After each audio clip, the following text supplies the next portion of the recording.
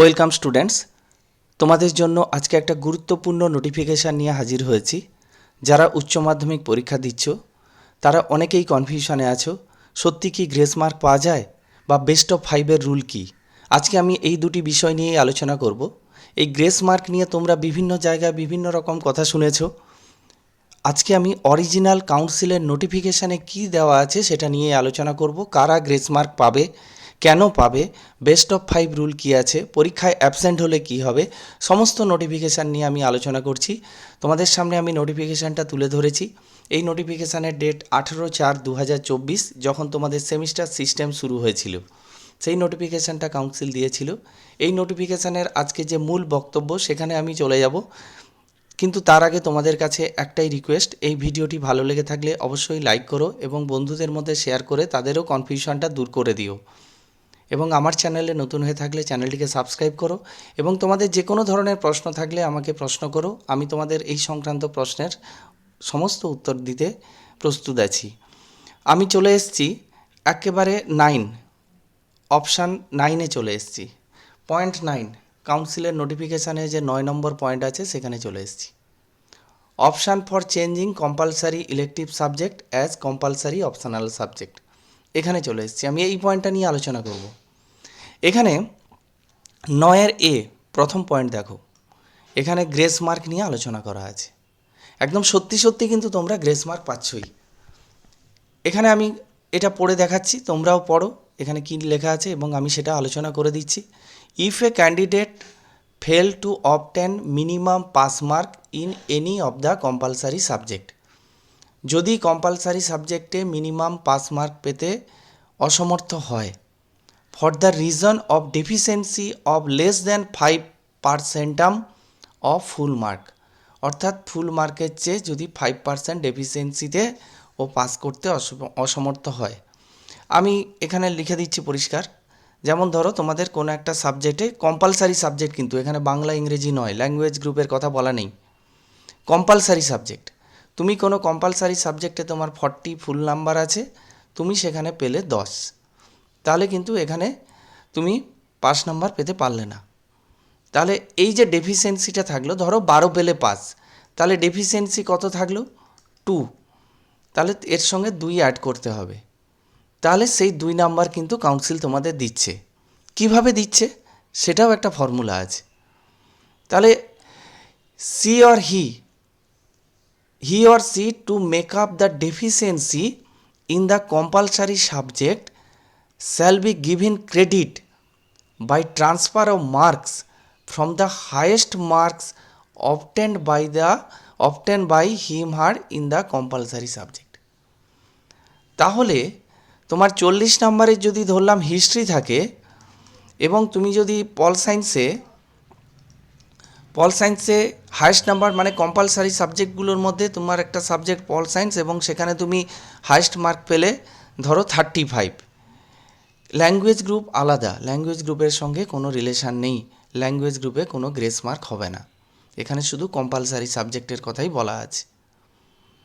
তাহলে 35 থেকে 2 নাম্বার কমে যাবে এবং সেটা তুমি যে সাবজেক্টে ফেল করে গেছো কম্পালসারি সাবজেক্টে, সেখানে 2 নাম্বার অ্যাড হয়ে যাবে। যেহেতু তোমার টোটাল নাম্বারে কোনো পরিবর্তন হচ্ছে না, তাই কাউন্সিল এই রুলটা করেছে যাতে যে ছেলেরা 5% কম নাম্বার পেয়েছে পাস করার জন্য টোটাল নাম্বারের চেয়ে, তাদেরকে ওই 5% মার্কসটা দিয়ে দাও। এখানে 40 যদি তোমার ফুল মার্কস হয়, তার 5% হচ্ছে 2 মার্কস, তাহলে তোমাকে 2 মার্কস দিয়ে দেওয়া হবে। কোথা থেকে তুমি 2 মার্কসটা পাবে? যে কম্পালসারি সাবজেক্টে তুমি হায়েস্ট নাম্বার পেয়েছো, সেই কম্পালসারি সাবজেক্ট থেকে তোমার 2 নাম্বার কমিয়ে এই সাবজেক্টে 2 নাম্বার অ্যাড করে দেওয়া হলো এবং তুমি সেখানে পাস করে গেল। ক্লিয়ার হয়ে গেল ব্যাপারটা? তাহলে তুমি গ্রেস নাম্বার পাচ্ছ, কিন্তু সেই গ্রেস নাম্বারটা বাইরে থেকে নয়, তোমার সাবজেক্ট থেকে কমিয়ে আরেক সাবজেক্টে বাড়িয়ে দেওয়া হচ্ছে, যাতে করে তুমি পাস করতে পারো। এটা একটা খুব ভালো দিক, কারণ এই 1 নম্বর 2 নম্বরের জন্য অনেক স্টুডেন্ট ফেল করে যেতে পারত, সেখানে কাউন্সিল তোমাদের জন্য এই সুবিধাটা করেছে। নেক্সট যে পয়েন্টে আসছি সেটা আরও ভাইটাল ইম্পর্ট্যান্ট পয়েন্ট। সেটা হচ্ছে বেস্ট অফ 5 রুল, এবং এই রুলটার ফলে কি হবে না হবে, বা যদি তুমি পরীক্ষায় অ্যাবসেন্ট হও। 9-এর 2 পয়েন্ট বলেছে, দেখো, এ candidate who can not be declare pass, একজন ক্যান্ডিডেটকে পাস বলে ডিক্লেয়ার করা হবে না। কেন? Point 1, not appearing in the examination of A compulsory elective subject. তো কম্পালসারি ইলেকটিভ সাবজেক্টে যদি পরীক্ষায় না বসে তাকে কিন্তু পাস বলে ডিক্লেয়ার করা হবে না। আরেকটা কি, যদি failure in obtaining the minimum pass mark in compulsory elective subject, compulsory elective সাবজেক্টে যদি মিনিমাম পাস মার্ক যত সেইটা পেতে ফেলিওর হয়, মানে ব্যর্থ হয়, মানে কম্পালসারি ইলেকটিভ সাবজেক্টে যদি পাস নাম্বার না পায়।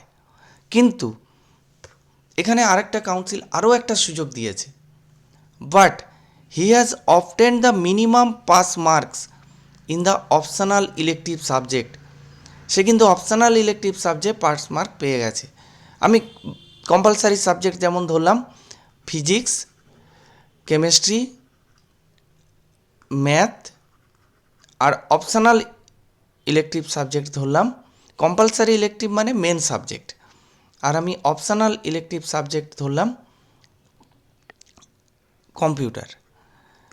তো ম্যাথে কেউ 10 পেল আর কম্পিউটারে কেউ 35 পেল, 35-এ 35 পেল, তাহলে কি হবে?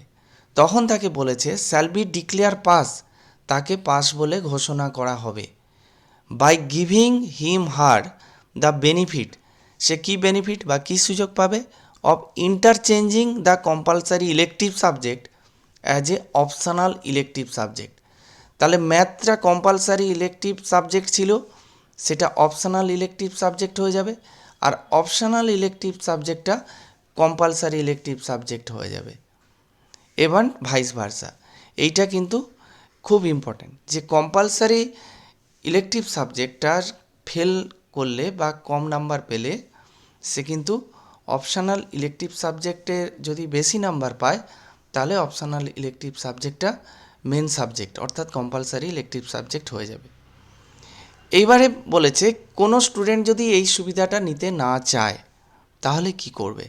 যে না, আমি ম্যাথে যেমন ফেল করেছি বা অপশনাল কম্পালসারি ইলেকটিভ সাবজেক্টে যেমন আমার ফেল নাম্বার আছে, তো এখানে আমি একটা কথা বলে রাখি, যে আমি আরও পরিষ্কার এক্সাম্পল দিচ্ছি। ধরো ফিজিক্সে পেয়েছো 20, কেমিস্ট্রিতে পেয়েছো 25, ম্যাথে পেলে 10, আর অপশনাল ইলেকটিভে পেলে ধরো কম্পিউটার আছে পেলে 35। তো এইখানে কাউন্সিল যে রুলটা বলেছে, যে কম্পালসারি ইলেকটিভে হায়েস্ট নাম্বার পাবে যদি 5% কম হয় তার কোনো কম্পালসারি ইলেকটিভে পাস করতে, তাহলে সেটা করে দিচ্ছে। কিভাবে করে দিচ্ছে? এখানে 25 থেকে 2 মাইনাস করবে, কারণ কেমিস্ট্রিতে তুমি হায়েস্ট পেয়েছো, আর ম্যাথের সঙ্গে 2 যোগ করে দেবে। এইটা একটা রুল, এইটা তোমার গ্রেস মার্কের রুল হলো। নেক্সট আরেকটা রুল কি আছে, ঠিক আমি এই মার্কসগুলোই লিখছি, যেখানে ধরো তুমি ম্যাথে 10-এর পরিবর্তে তুমি পেয়ে গেছো 6, তাহলে কি হবে? তাহলে কি এখানে গ্রেস মার্ক পাবে? না, এখানে তোমার গ্রেস মার্ক হবে না। কেন গ্রেস মার্ক হবে না? তার কারণ হচ্ছে এখানে তুমি 5%-এরও আরও বেশি নাম্বারে ফেল আছে, কারণ 40-এর 5% মানে 2, তুমি যদি 2 কম পেতে তাহলে সেখানে তোমাকে গ্রেস নাম্বার অন্য সাবজেক্ট থেকে মাইনাস করে এখানে প্লাস করা হতো, কিন্তু তুমি এখানে 6 পেয়ে গেছো, বা যদি 6-এর পরিবর্তে 9ও পাও তাহলে এটা 9-এর 9 থেকে যাবে, কিন্তু তুমি যদি 10 পেতে তাহলে কিন্তু 10টা 12 হয়ে যেত, তাহলে এই 9টা থেকে গেল, তাহলে এইটা কিন্তু আর তাহলে মেন সাবজেক্ট বা কম্পালসারি সাবজেক্ট থাকলো না, তাহলে কম্পালসারি ইলেকটিভ এটা হলো না। অপশনাল ইলেকটিভ যেহেতু তোমার কম্পিউটার আছে, তাহলে এখন কম্পিউটারই হচ্ছে কম্পালসারি ইলেকটিভ বা মেন সাবজেক্ট হয়ে যাবে, এবং ম্যাথ কিন্তু তোমার অপশনাল ইলেকটিভ সাবজেক্ট হয়ে যাবে। ব্যাপারটা আমি ক্লিয়ার করতে পারলাম আশা করি। তোমরা যদি এরপর নাও বুঝতে পারো তাহলে তোমরা আমাকে কমেন্ট করো, আমি তোমার কমেন্টের অ্যান্সার দেব। এই ব্যাপারটা তো বুঝলে। এবার কাউন্সিল কি করেছে, তোমাদের কাছে আরও অনেকগুলো অপশান দিয়েছে। কি অপশান দিয়েছে?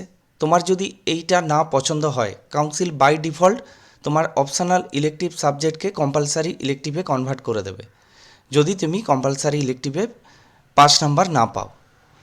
এই অপশানটা যদি তোমার পছন্দ না হয় তাহলে তুমি তোমার স্কুলে যাও, হেড অফ দ্য ইনস্টিটিউটের কাছে অ্যাপ্লিকেশান জমা দাও যে আমি এই অপশানটা নিতে চাই না। তাহলে কি হবে, 30 দিনের মধ্যে কাউন্সিলে তোমরা জানাও এবং রেজাল্ট কাউন্সিল তোমার চেঞ্জ করে দেবে। কারা এই বেনিফিটটা পাবে? এই বেনিফিটটা কি সমস্ত বেনিফিট পাবে? দেখো, এবারে দেখো, the benefit 9(1) first if it is applicable to him her. 9(1)-এ কী ছিল? 9(1)-এ ছিল ওই যে গ্রেস মার্ক। তাহলে গ্রেস মার্কটা প্রথমে দেওয়া হবে যদি এটা অ্যাপ্লিকেবল হয়। এবার বলেছে ইফ 9(1) ইজ নট অ্যাপ্লিকেবল, অর্থাৎ তুমি 10 নাম্বার হয়তো পেলে, তখন অ্যাপ্লিকেবল হলো, কিন্তু আরও কম পেলে, ধরো 6, 7, 8, 9 পেলে, তখন কিন্তু তোমার 9(2) এই বেনিফিটটা অ্যাপ্লিকেবল হবে। অর্থাৎ ইন্টারচেঞ্জ হয়ে যাবে, অপশনাল ইলেকটিভের সঙ্গে কম্পালসারি ইলেকটিভ ইন্টারচেঞ্জ হয়ে যাবে। কিন্তু কোনো ক্যান্ডিডেট এই দুটো বেনিফিট কখনোই একসঙ্গে পাবে না। এইটা গেল এই দিক। এবার আসছি বেস্ট অফ 5 রুলটা কি, সেটাও তোমরা একদম গাইডলাইনটা দেখে নাও, দিয়ে তোমাদের কনফিউশনটা দূর করে নাও বেস্ট অফ 5-এর রুলটা কী আছে। আমি চলে এসেছি 5 নম্বর পয়েন্টে। নোটিফিকেশানের 5 নম্বর পয়েন্টে কী লেখা আছে? Examination of semester 1, semester 2 of 11। এইটা দেওয়া আছে, কিন্তু 11-এ যে রুলটা প্রযোজ্য হবে সেটা 12-এও সেই রুলটা প্রযোজ্য হবে। এখানে একটা পয়েন্ট দেওয়া আছে, দেখছি, দেখো, point I, the grand total will be calculated by considering the highest marks obtain in 5 subject.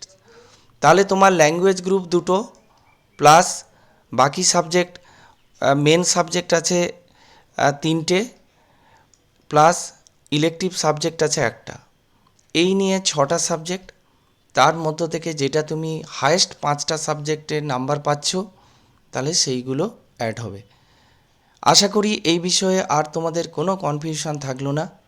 তোমরা কমেন্টে তোমাদের মতামত জানাও।